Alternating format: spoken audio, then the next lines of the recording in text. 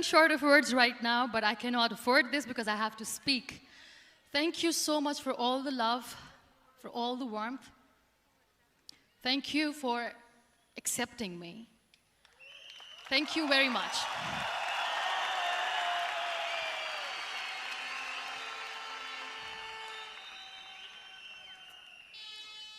Well, I always start my talk with a disclaimer. And that disclaimer is that I've never claimed to be a motivational speaker. Yes, I do speak, but I feel more like a storyteller because wherever I go, I share a story with everyone. Well, it is a story of a woman whose perfectly imperfect life made her who and what she is today.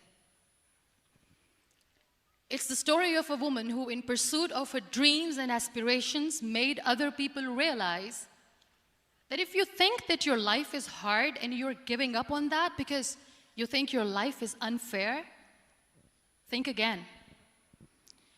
Because when you think that way, you are being unfair to your own self.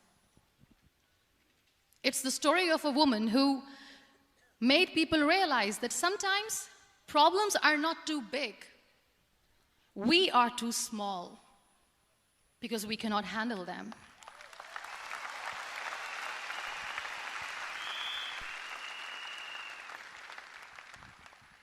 It is the story of a woman who with time realized that real happiness doesn't lie in success, money, fame.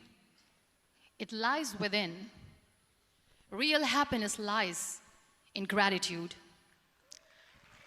So I am here, and I'm going to share the story of that woman. That is my story. The story of gratitude.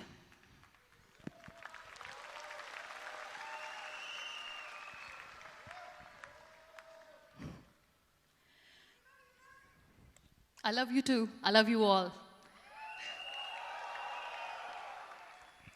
I believe in the power of words.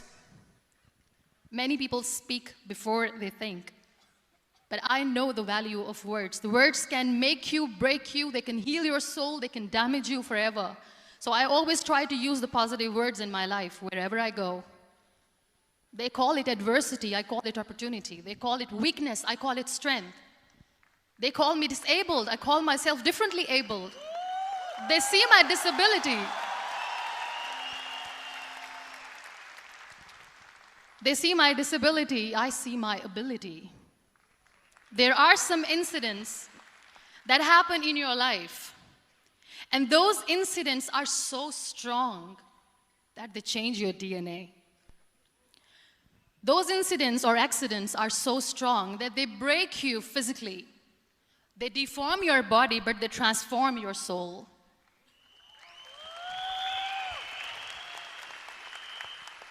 Those incidents break you, deform you, but they mold you into the best version of you. And the same thing happened to me. And I'm going to share what exactly happened to me. I was 18 years old when I got married. And this thing I'm sharing for the very first time on an international level. I was 18 years old when I got married. I belonged to a very conservative family, a Baloch family, where good daughters never say no to their parents. My father wanted me to get married. And all I said was, if that makes you happy, I'll say yes. And of course, it was never a happy marriage. Just about after 2 years of getting married, about 9 years ago, I met a car accident. Somehow my husband fell asleep and the car fell in the ditch. He managed to jump out, saved himself. I'm happy for him. But I stayed inside the car and I sustained a lot of injuries. The list is a bit long. Don't get scared. I'm perfectly fine now. Radius ulna of my right arm were fractured. The wrist was fractured. Shoulder bone and collarbone were fractured. My whole rib cage got fractured. And because of the rib cage injury, lungs and liver were badly injured. I couldn't breathe. I lost urinary bowel control. That's why I have to wear the bag wherever I go. But that injury that changed me and my life completely as a person and my perception towards living my life was the spine injury. 3 vertebrae of my backbone were completely crushed, and I got paralyzed for the rest of my life. So this accident took place in a far-flung area in the outskirts of a very small province, Balochistan, where there was no first aid, no hospital, no ambulance. I was in the middle of nowhere in that toppled car. Many people came to rescue. They gave me CPR. They dragged me out of the car. And while they were dragging me out, I got the complete transection of my spinal cord. And now there was this debate going on. Should we keep it here? She's going to die. Where should we go? There is no ambulance. There was this 4-wheeler Jeep standing in the corner of the street. They said, put her in the back of the Jeep and take her to the hospital, which is 3 hours away from this place. And I still remember that bumpy ride. I was all broken. They threw me at the back of the Jeep and they rushed me to the hospital. That is where I realized that my half body was fractured and half was paralyzed. I finally ended up in a hospital where I stayed for 2.5 months. I underwent multiple surgeries. Doctors have put a lot of titanium in my arm. There's a lot of titanium at my back to fix my back. That's why people in Pakistan call me the Iron Lady of Pakistan.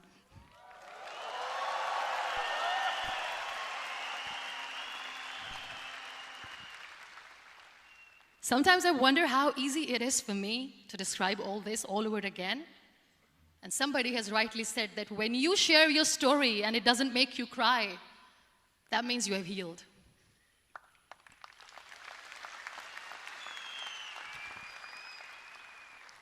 Those 2.5 months in the hospital were dreadful. I will not make up stories just to inspire you. I was at the verge of despair. One day, doctor came to me and he said, well, I heard that you wanted to be an artist, but you ended up being a housewife. I have a bad news for you. You won't be able to paint again because your wrist and your arm are so deformed, you won't be able to hold a pen again. And I stayed quiet. Next day, doctor came to me and said, your spine injury is so bad, you won't be able to walk again. I took a deep breath and I said, it's all right. The very next day, doctor came to me and said, because of your spine injury and the fixation that you have in your back, you won't be able to give birth to a child again. That day, I was devastated. I still remember, I asked my mother, why me?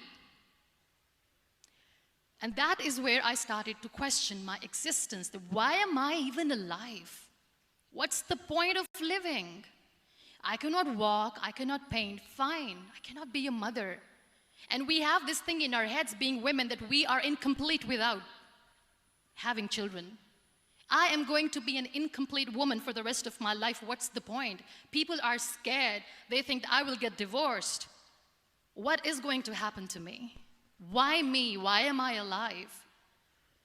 We all try to chase this tunnel. We all do this because we see light in the end of the tunnel, which keeps us going.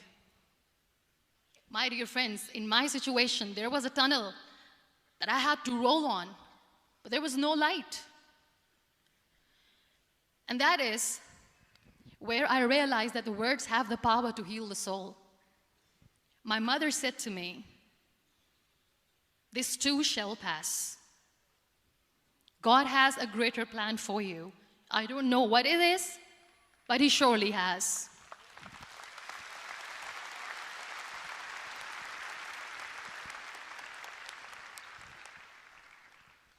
And in all that distress and grief, somehow or the other, those words were so magical that they kept me going.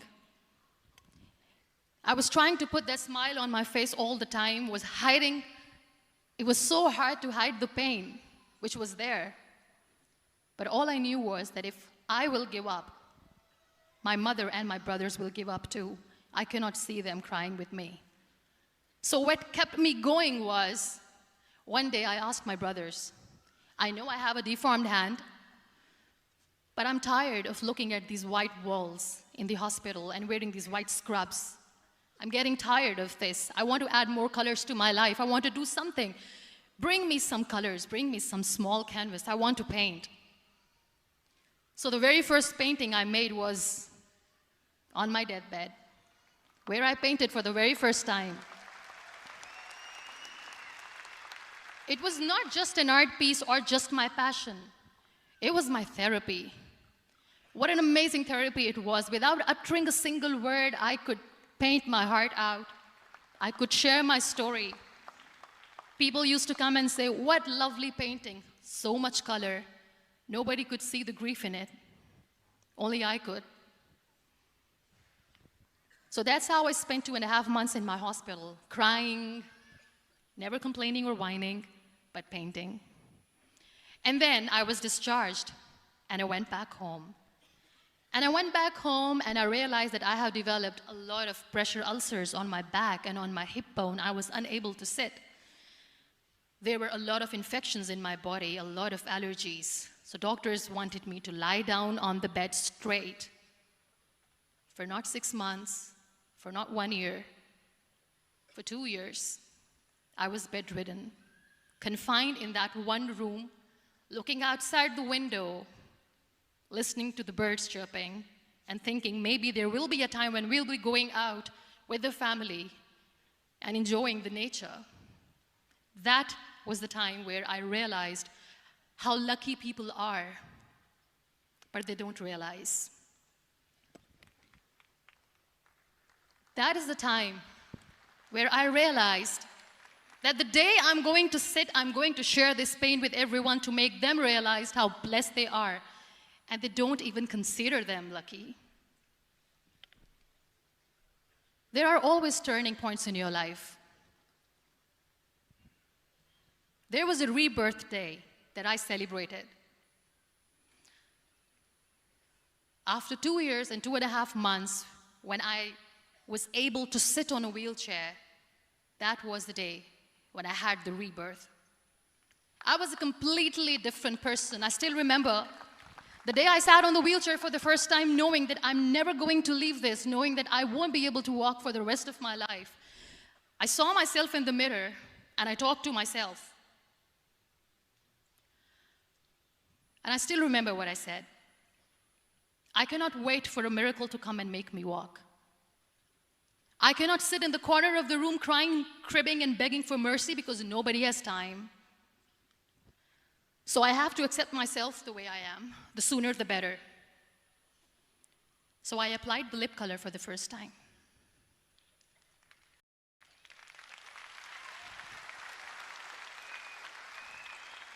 And I erased it. And I cried. And I said, what am I doing? A person on a wheelchair should not do this. What will people say? Clean it up. Put it again. This time I put it for myself. Because I wanted to feel perfect from within.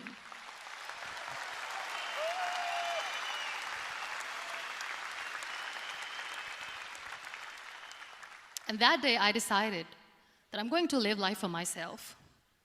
I am not going to be that perfect person for someone. I am just going to take this moment and I will make it perfect for myself. And you know how it all began? That day I decided that I'm going to fight my fears. We all have fears. Fear of unknown, fear of known, fear of losing people, fear of losing health, money.